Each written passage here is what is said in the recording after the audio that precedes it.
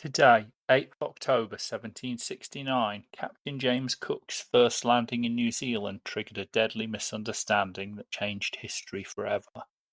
When Cook anchored near Gisborne, local Maori performed a traditional haka, challenged to assess the stranger's intentions. The English crew completely misread this ceremonial greeting as an act of aggression.